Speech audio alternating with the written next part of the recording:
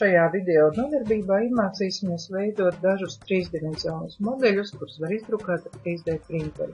Video SketchUp tirmo veidosim zelkša zīmi. Vākot līnijas ar zīmoli, ir svarīgi lodziņā lengths norādīt līnijas garumu. Var lietot tālumu maiņas un pārvietošanas rīkus ērtākam darbam, bet vēlkot līnijas uz zīmoli ir svarīgi vērot virzienu, un virziena krāsa sakrīt ar as krāsu šai pašā virzienā. Noslēdzot kontūru, izveidojas plakne. Līnijas garumu norādām lodziņā lengths apakšējā labajā stūrī.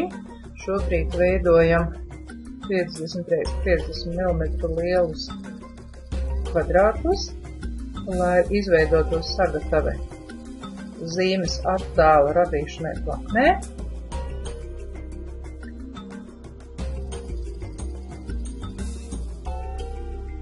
Ja kāda līnija ir violetā krāsā, tas nozīmē, ka kaut kur tā jau ir paralēli šajā projektā. Nākošais solis būs atzīmi uzlikšana ar mērlenti. Roku pabīdām, bet nenoklikšanot peli norādām virzienu, taču attālumu, kurā ieliekama aizzīme, norādām apakšējā lodziņā lengths. Šobrīd tiek uzlikti attālumi ik pa 10 mm, jo tāds platums ir zīmes apzariem. No pirmā aizzīmējuma novelkam 40 mm garu līniju, bet tālāk virzoties atbilstošajā virzienā uzliekam vai nu 10 vai 30 mm garumu. Šeit aizzīmes praktiski neizmantojam, bet ir lietotāji, kuri labprāt izmanto aizzīmējumus un vēlāk nodzēš visu lieko. Arī mums tas būs jādara, lai novāktu plakni, kura aizpilda sagatavi. Arī otrā pusē mums vajag šo aizpildījumu noņemt. Jāizdzēš arī pārējās liekās līnijas, mazie krustiņi no aizzīmēm var palikt, tie darbam vēlāk netraucēs.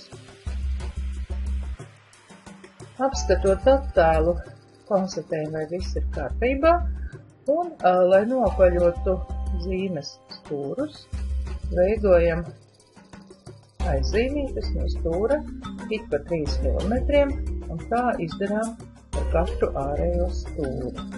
Šie aizzīmju punkti ir jūtīgi, pie tiem līd klāt rīks zīmols, arī citi rīki.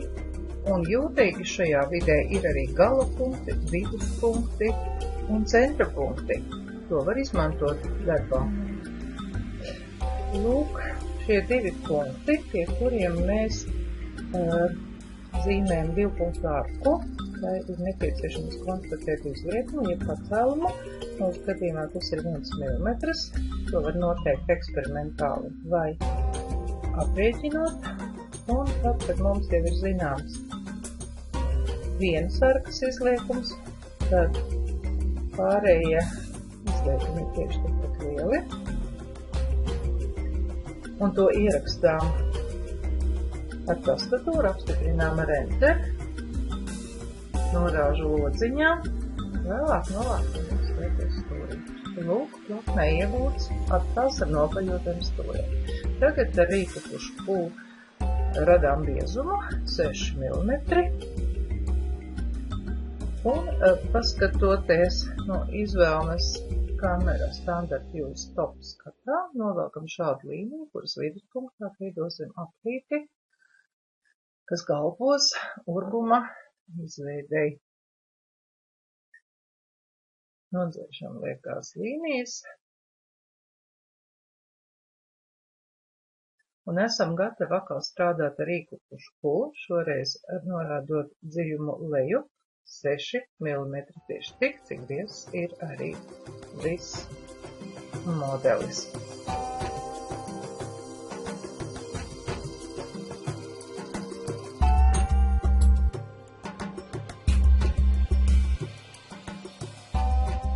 Iepazīsimies ar vēl kādu telpiskuma veidošanas principu.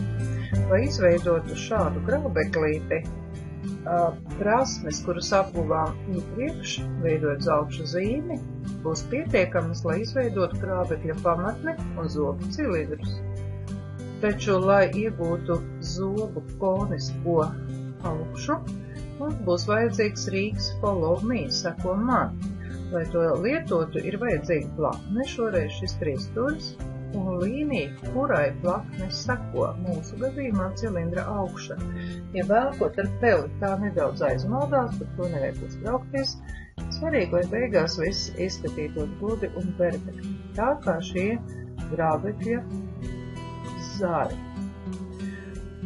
Atliek nodzēst liekās līnijas, un viss, kas mums turpmāk vajadzīgs, ir 3D printers, lai šo grābeklīti iegūtu taustāmā formā.